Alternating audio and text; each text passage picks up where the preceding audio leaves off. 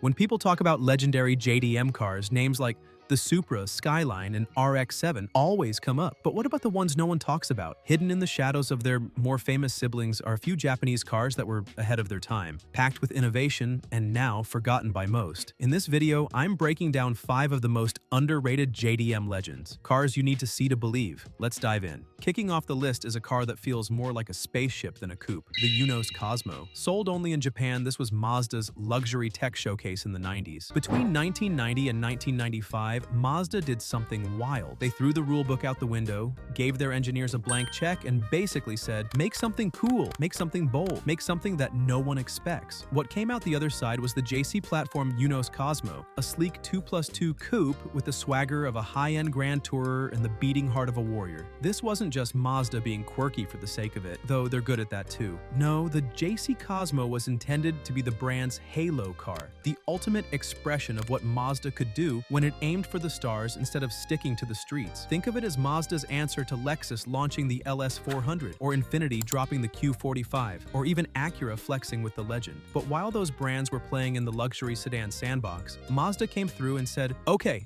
but can yours do this? And this was no ordinary car. Under the hood, you had 2 engine options and both were rotary, naturally. First, the 13BRE, a twin-rotor, twin-turbo setup, making 230 horsepower and designed for the enthusiast who wanted a daily driver with some real bite. But the crown jewel, the one that car nerds still chant about in hushed tones, was the 20BREW, a 2.0-liter 3-rotor twin-turbo rotary engine that pumped out 280 horsepower and a pavement-twisting 403 newton-meters of torque. And remember, this was in 1990. That's not a mistake or a late-model upgrade. It was born ready. This engine made history as the first production rotary with twin sequential turbos. Not just twin turbos, sequential turbos. That means one kicks in at lower RPMs for quick boost, and the other joins in when the revs climb to keep the power flowing. It's basically Mazda saying, we could make this simple, but where's the fun in that? And the numbers. Over 380 newton-meters of torque at just 1800 RPM. You barely touch the pedal, and the thing surges forward. Top speed was limited to 180 kilometers an hour because of Japanese regulations. But take that limiter off, and you're looking at 255 kilometers an hour, no sweat. Sure, it only came with a 4-speed automatic, but hold on. It wasn't your average slush box. It came with a manual mode. No paddle shifters, obviously, but you could still bang through the gears with some mechanical confidence. And for the early 90s, that was the automotive equivalent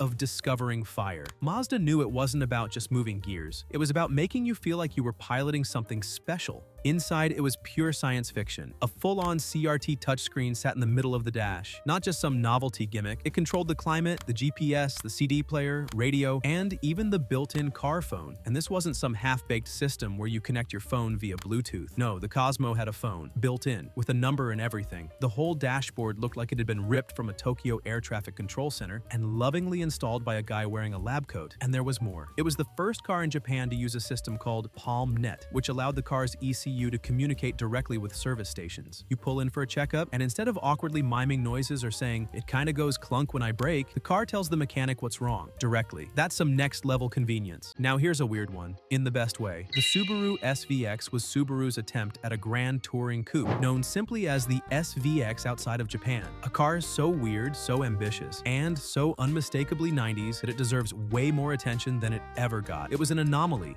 A moonshot, a gamble from a brand best known for station wagons and World Rally Championship dust-ups. The SVX is a car that didn't just think outside the box. It didn't even acknowledge the box existed. It's got aircraft-inspired windows, a spaceship body, and an engine that says, I want to go fast. But the transmission goes, let's not rush things. So buckle in. The SVX is a 2-door, front-engine grand touring coupe that Subaru unleashed on the world from 1991 to 1996. It was their first and only real stab at creating a luxury performance car. And spoiler alert, it didn't exactly fly off the shelves, but it did make a grand entrance. Debuting at the 1989 Tokyo Auto Show, the SVX was penned by none other than Giorgetto Giugiaro of Italdesign. That's right, the same man behind automotive icons like the DeLorean DMC-12, the Lotus Esprit, the BMW M1, and even the original Volkswagen Golf. If you gave him a toaster, he'd probably make it look like it belonged in a spaceship. And that's basically what happened with the SVX. Under the hood, Subaru gave the SVX a power plant that matched its aspirations. Enter the EG 3.3-liter horizontally opposed flat-six engine. It was derived from the 2.2-liter EJ22 engine found in the Legacy, but with 2 extra cylinders and a lot more engineering magic. The EG33 wasn't just big, it was smooth,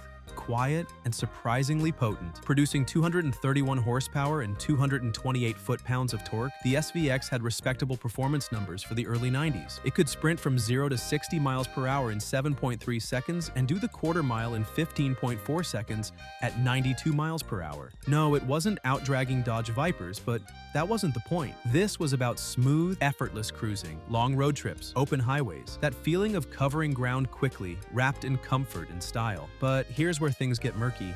Subaru, in a move that can only be described as very Subaru, decided to pair this sweet engine with a 4-speed automatic transmission, and only a 4-speed automatic. No manual, no flappy paddles, just a slush box that sometimes felt like it needed a second to think things through before deciding to shift. The transmission was notorious for being a weak point. Overheating was common, torque converters could fail, clutches would wear prematurely. Many SVX owners became intimately familiar with phrases like transmission rebuild or aftermarket cooler install. It was the Achilles heel of an otherwise well-engineered machine.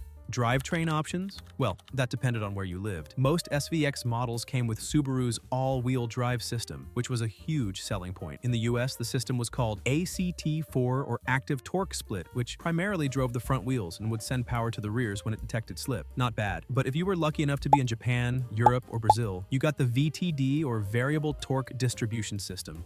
VTD was more sophisticated, using a planetary center differential and locking mechanisms to more actively manage torque distribution. It gave better balance and handling, especially in challenging conditions. Basically, other countries got the smart system. We got the diet version. This next one looks like it came straight out of a sci-fi anime. The Toyota Serra is best known for its butterfly doors, but there's more to it than just flashy entryways. Now, the Serra isn't your average compact hatchback. In fact, it might just be one of the most unconventional cars Toyota has ever produced. And that's saying a lot for a company that gave us the MR2 and the Previa. Produced from 1990 to 1996, the Toyota Serra was sold exclusively in Japan and never made it to international markets, despite being one of the coolest cars you'll never see driving down your street. So why didn't it make the cut for a global release? That's part of what makes this car so intriguing. Let's start with the design, because honestly, that's the first thing anyone notices about the Serra. This car looks like it drove straight out of a sci-fi movie. If you've ever wanted a car that's as futuristic as the 80s imagined it would be, then this is it. It wasn't just a car, it was a statement. First of all, let's talk about those butterfly doors. You heard that right, butterfly doors. Not gull-wing, not scissor, but butterfly. These things open forward and upward in a unique arc, which makes getting in and out a bit of a spectacle every time you're in a parking lot. Now, let's shift our attention to the Serra's most iconic feature, the roof. The roof of the Toyota Serra might make you feel like you're piloting a spaceship. It's got this stunning all-glass canopy that curves seamlessly into the windshield and side windows. It gives the car an open, airy feel that's almost panoramic. It's as much about the experience as it is about the aesthetic. And yes, there's even an option for a twin removable roof panel, which makes the Serra the perfect car to take out on a sunny day. Not that you'll see too many of those in Japan, given the whole rain every 5 minutes thing, but hey, it's a nice thought. And believe it or not, despite that expansive glass roof, Toyota was actually mindful of the car's occupants baking in the sun. The glass came with ultraviolet and infrared filtering to help manage heat and glare. You even got special sun visors that could fold in all sorts of ways to accommodate the unique angles of the windshield. This wasn't just some gimmick. Toyota engineered it thoughtfully. But don't think it's all just about looks. Underneath that gorgeous exterior lies a surprisingly capable engine for its size. The Toyota Serra was equipped with a 1.5-liter inline-4 engine, specifically the 5e-FHE, a high-performance version of the 5e series. We're talking about only 104 horsepower and 132 foot-pounds of torque. No, it's not going to set lap records at the Nürburgring, but for a lightweight compact car, it offered enough zip to make driving fun, especially when paired with the 5-speed manual transmission. You also had the option of a 4-speed automatic if that's more your vibe. Whether you wanted that extra control of rowing your own gears or preferred to kick back and cruise, the Serra had you covered. It's front-wheel drive, so don't expect tail-happy antics, but it's still a nimble little car. It handles corners with confidence, and the low-slung profile makes it feel grounded. The suspension setup was standard McPherson struts in the front and a trailing torsion beam in the rear. Not exactly groundbreaking, but it got the job done efficiently. And just in case you're wondering about braking, yep, it's got vented discs in the front and drums in the rear. Not the fanciest setup, but for the car's lightweight and power level, it's more than adequate. Next up is a car that packed more tech than a NASA shuttle. the Mitsubishi 3000 GT, also known as the GTO in Japan. If you're a fan of 90s JDM legends, buckle up because this one's got everything. Twin turbos, all-wheel drive, four-wheel steering, and even active aerodynamics. Mitsubishi really went all out with this one. The 3000 GT, also known as the GTO in Japan, hit the scene in 1990 and was manufactured until 2000. It was a front-engine grand touring sports car, available in either all-wheel drive or front-wheel drive, depending on the trim. And if you were in North America, you might have seen it rebadged as the Dodge Stealth. Basically the same car, but with a slightly different look. Mitsubishi and Chrysler worked together on this project, with Chrysler handling the exterior design of the Dodge Stealth. But under the hood, it was all Mitsubishi. The car was built on the Sigma/Diamante platform, and came with a transversely mounted 3.0-liter V6 engine. And that GTO name? It was a nod to Mitsubishi's old Galant GTO and, of course, the legendary Ferrari 250 GTO. Now let's talk about what made the 3000 GT special. This thing was loaded with features that were way ahead of its time. We're talking twin turbos, full-time all-wheel drive, four-wheel steering, an active exhaust system, electronically controlled suspension, and even active aerodynamics, meaning the front and rear spoilers adjusted automatically to improve performance. If you've ever heard the term cutting-edge tech, the 3000 GT was the textbook example. The 3000 GT was positioned as a rival to the Mazda RX-7, Nissan 300ZX, Honda NSX, and Toyota Supra. It was packed with cutting-edge tech, but that also meant it was heavier and more expensive than some of its competitors. In Japan, it was even classified as a large car, which meant higher road taxes. And fun fact, the Dodge Stealth was supposed to be the 1991 Indianapolis 500 pace car. The United Auto Workers protested since it was built in Japan, so Chrysler swapped it out for the Dodge Viper prototype.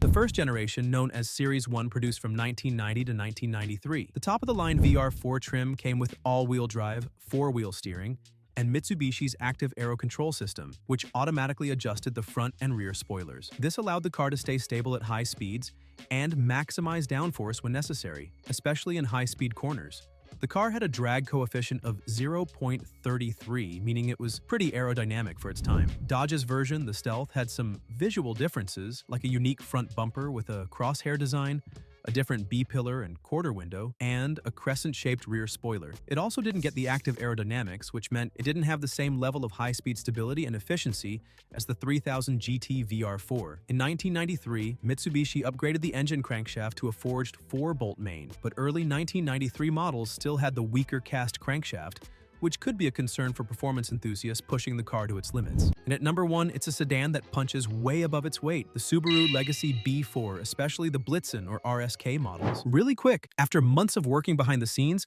the clothing line is finally live. I designed this drop for the real car lovers, car-inspired pieces with a cool twist that actually means something. It's a limited release, so if you want to support the channel and rock some of the cleanest designs out there, hit the link in the description and grab yours before it's too late. The Legacy B4 RSK. On the surface, it looks like just another family sedan. 4 doors, practical, easygoing. But hold on a second, this was no ordinary family car. This was a high-performance machine that could hit 60 miles per hour in just over 5 seconds. Yes, you heard that right. A sedan that could smoke a lot of the performance cars of its time. This car wasn't about just comfort or practicality. It was about Subaru's bold vision for a performance sedan that could compete on a global stage. And honestly, it did. Let's rewind and take a closer look at the Legacy B4's story. The third-generation Subaru Legacy made its debut in Japan in June 1998, hitting North America in May 1999 as part of the 2000 model year lineup. The Legacy continued to run in production globally until 2002, with the US market enjoying it until 2004. It wasn't just another sedan either. This generation of the Legacy even won the Japan Car of the Year award in 1999. That's essentially the Oscars of the automotive world, and it was for good reason. The Legacy was about to change the game. So let's talk performance. Because the Legacy B4 RSK, which stands for Rally Sports Sedan, wasn't just about looks. Under the hood, the B4 RSK was hiding a turbocharged 2.0-liter flat-4 engine. But not just any flat-4, a twin turbocharged high-performance powerhouse. Subaru wasn't just putting a turbo in there for the sake of it. They wanted to deliver something that was going to blow minds. Now, let's get into the numbers. Depending on whether you chose the manual or automatic transmission, with the manual, the engine churned out an impressive 276 horsepower, while the automatic version settled for 265 horsepower. But regardless of the transmission, this car wasn't just fast, it was quick. The B4 RSK could hit 60 miles per hour in just 5.2 seconds with the manual transmission. And even with the automatic, it still hit 60 miles per hour in just 5.8 seconds. For a sedan that didn't exactly look like it was gunning for a racetrack, those numbers were impressive, especially for 1999. One of the most significant aspects of this generation was Subaru's unwavering commitment to all-wheel drive. Every single model of the Legacy, without exception, came with all-wheel drive as standard. That's right, all-wheel drive, every time. Subaru wasn't just playing along with the rest of the market. While most of the competition was still churning out front-wheel drive sedans in 1999, Subaru had a clear flex. Oh, you're still making FWD family cars? Cute! All-wheel drive became part of the Legacy's identity, ensuring better handling, stability, and all-weather capability. But the Legacy B4 was something else entirely. The Legacy B4 wasn't just a variant, it was a statement. Subaru knew it couldn't just compete with other family sedans, it had to do something extraordinary. The B4 was the performance variant of the Legacy, a sedan that was ready to leave the competition in the dust. While the other Legacy models were still figuring out whether they were sporty or practical, the B4 arrived with a clear purpose: to be fast, fun, and ferociously capable. There you have it, 5 underrated JDM cars that time forgot. Each one brought something unique to the table and still turns heads for those who know what they're looking at. Which one's your favorite? Let me know in the comments, and if you love discovering forgotten legends, be sure to like and subscribe for more deep dives into the underrated side of car culture. See you in the next one.